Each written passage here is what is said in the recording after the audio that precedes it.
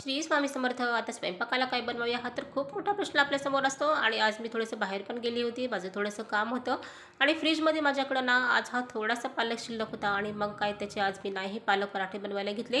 आणि मस्त असे 2-3 नमुन्याचे पिठं घेतले. ज्वारीचं पीठ, थोडंसं गव्हाचं पीठ, बाजरीचं पीठ अशी पिठं टाकले आणि त्याच्यामध्ये ना मस्त हिरवी मिरची, लसूण, जिरे याचं वाटण टाकलं, हळद टाकलं, मीठ टाकले आणि ओवा तर का मुलींना काही आवडतच नाही, त्याच्यामुळे ओवा मी स्किपच केला.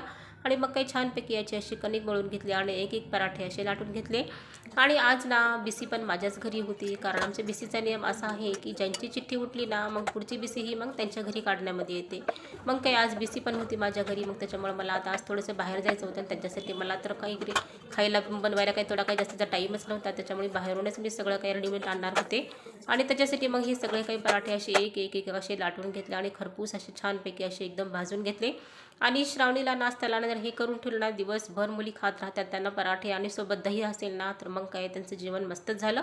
आणि दही पण होतं. मग असा साधा सिंपल असा बेत मी ते करून घेतला आणि त्यानंतर म्हणलं आता चला लगेच याच्यावरचा हा ओटा पण लगेच क्लीन करून घेऊया. पण मग ओटा पण लगेच इथे मी स्वच्छ करून घेतला. आणि आता ना हल्ली पावसाने पण आता ना थोडीशी उघडीक दिलेली आहे. पावसा तर हा सुरुवातीच्याच काळामध्ये आमच्याकडे पडला, आता अजिबातच पाऊस नाही आमच्याकडं. म्हणलं चला आता आज हे बेडशीट पण धुवून टाकूया. सकाळी नळाला पाणी पण आलं होतं, त्याच्यामुळे ना स्वच्छ बेडशीट धुवून टाकले.